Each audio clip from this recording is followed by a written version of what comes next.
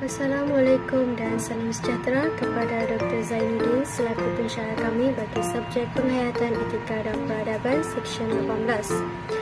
Hari ini kami dari kumpulan 8 ingin membentangkan tentang kepentingan unsur-unsur tradisi dalam perlembagaan Malaysia. Terdapat beberapa kepentingan unsur-unsur tradisi di Malaysia. Antaranya adalah adanya unsur-unsur tradisi di Malaysia dapat menjaga kesinambungan identiti budaya negara. Buktinya, warisan budaya dan nilai tradisional dalam perundangan dapat dikekalkan. Unsur yang kedua pula, dapat menghormati hak dan kepentingan budaya.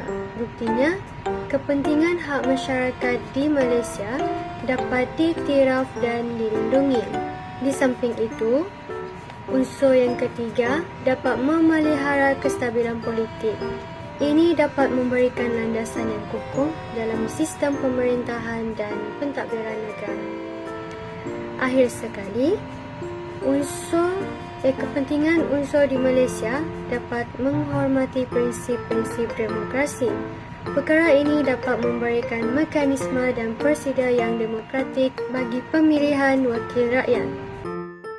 Saya Petrus Ibanus Jafarin dan saya akan membentangkan objektif kajian, di mana objektif kajian kami terdapat dua, yaitu mengenal pasti unsur-unsur tradisi dalam perlembagaan Malaysia dan juga menjelaskan kepentingan unsur-unsur tersebut. Dan kita ke objektif pertama, yaitu mengenal pasti unsur-unsur tradisi. Dan saya akan membentangkan 4.1.1 berkaitan dengan institusi beraja, yang mana institusi beraja ini telah wujud sejak abad ke-19 yang berbentuk hierarki dan yang kita ketahui sebagai yang di Pertuan Agong, Raja dan Sultan. Tetapi tidak semua negeri mempunyai raja dan mereka ini tetap penting dalam perlembagaan Malaysia. Dan mereka juga selalunya mereka dilihat tidak penting dalam perlembagaan, namun mereka sangat mempengaruhi dari segi agama Islam dan juga bahasa Melayu dalam perlembagaan Malaysia, kerana mereka dikanun hubungan rapat dengan kesultanan sebelum ini dan mereka sangat penting dalam pembuatan keputusan dan mereka sangat perlembagaan bergantung dengan institusi beraja. Okey, seterusnya adalah agama Islam. Agama Islam merupakan elemen yang menjadikan perlembagaan Malaysia unik. Hal ini dikatakan demikian kerana negara Malaysia membenarkan agama mendapat tempat dalam kehidupan awam. Walaupun agama Islam merupakan agama rasmi dan agama persekutuan, namun agama-agama lain masih boleh diamalkan dengan aman dan damai. Kebebasan beragama ini telah mewujudkan negara yang harmoni dan mewujudkan kesepaduan masyarakat yang berbilang kaum di Malaysia. Saya Azira binti Dahlan, memegang nombor kad matrik BT24110136. Saya akan menyambungkan pembentangan yang seterusnya, iaitu bahasa Melayu. Bahasa Melayu merupakan salah satu aspek yang terkandung dalam seni. Raja-raja Melayu bersikap tegas supaya menjadikan bahasa Melayu sebagai bahasa utama dalam pentadbiran mereka. Bahasa Melayu sepatutnya menjadi lingua franca secara rasmi, tetapi hanya bergantung kepada praktikal yang tertentu. Dalam perkara 152 adalah contoh yang baik di mana keputusan kerajaan persekutuan menggunakan bahasa Inggeris sebagai bahasa penghantar sains dan matematik di sekolah. Salam sejahtera, nama saya Sisi Vira dan saya akan membentangkan tentang hak istimewa orang Melayu. Hak istimewa orang Melayu merupakan perkara yang termaktub dalam Perlembagaan Persekutuan Malaysia. Perlembagaan Persekutuan, perkara 160 menyatakan bahawa orang Melayu boleh ditakrifkan sebagai seorang yang menganuti agama Islam. Menurut Asian People Journal 2023, terdapat 4 hak keistimewaan Bumi Putera yang diberikan kepada orang Melayu Islam, yaitu yang pertama, hak untuk mendapatkan jawatan dalam kerajaan. Yang kedua ialah hak dalam menerima peruntukan beasiswa. Yang ketiga ialah hak untuk mendapatkan bantuan ekonomi. Dan yang keempat ialah hak tanah untuk orang Melayu. Hak untuk mendapatkan jawatan dalam kerajaan merupakan keistimewaan kepada orang Melayu, yang di Pertuan Agong bertanggung jawab memperuntukkan suatu kadar bilangan jawatan dalam perkhidmatan awam persekutuan, yang di Pertuan Agong juga berkuasa untuk mengeluarkan arahan kepada Suruhanjaya Perkhidmatan Awam dan pihak berkuasa yang bertanggung jawab dalam hal tersebut. Dalam menjalankan amanat tersebut, Baginda tidak boleh melucutkan sesiapa juga apa-apa jawatan awam yang disandang. Hal yang sama juga berlaku bagi semua orang, tidak kira etnik, yang menyandang jawatan dalam perkhidmatan awam. Semuanya mestilah diberikan layanan yang baik dari segi kenaikan pangkat, gaji, dan kebajikan yang lain. Seterusnya, orang Melayu juga mempunyai hak dalam menerima peruntukan beasiswa. Pendidikan merupakan elemen yang sangat penting dalam membentuk sebuah negara yang maju dan berdaya saing. Orang-orang Melayu dan Bumiputera Sabah dan Sarawak tidak boleh dibiarkan ketinggalan dalam bidang pendidikan. Kepimpinan negara sadar bahwa nasib negara ini bergantung kepada pendidikan yang diberikan kepada orang Melayu dan kaum Bumiputera. Oleh hal yang demikian, kemudahan-kemudahan khas seperti peruntukan beasiswa, bantuan dan keistimewaan pelajaran hendaklah diberikan kepada mereka supaya mampu bersaing dengan kaum-kaum lain mengikut keadaan yang sama.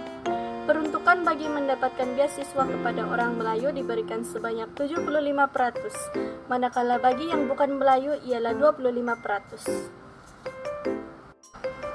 Orang Melayu juga mempunyai hak untuk mendapatkan bantuan ekonomi, yang di Pertuan Agong mempunyai kuasa untuk menentukan kadar perizaban, permit, dan lesen bagi menjalankan perniagaan atau perdagangan kepada orang Melayu dan Bumiputera di Sabah dan Sarawak. Perkara 153 Perlembagaan Persekutuan telah digunakan dengan memberikan kemudahan lesen, perniagaan, dan premis perniagaan yang strategik, dan orang Melayu turut mendapatkan keistimewaan dalam bidang ekonomi agar jurang perbezaan ekonomi dapat dihapuskan serta tidak merasa terpinggir dalam arus pembangunan negara. Mengikut perkara 89 Perlembagaan Persekutuan, tanah rizab Melayu kekal sehingga kini, dan bagi tanah yang bukan rizab Melayu yang belum dimajukan boleh diisytiharkan sebagai tanah rizab Melayu mengikut undang-undang. Sekiranya tanah tersebut telah dimiliki oleh orang yang bukan Melayu, maka tanah rizab Melayu tidak boleh diisytiharkan. Peruntukan khas mengenai pengecualian Undang-Undang Tanah Adat di Negeri Sembilan dan Melaka, serta undang-undang yang ada di Terengganu mengenai tanah pegangan orang Melayu dinyatakan dalam perkara 90 Perlembagaan Persekutuan 2010.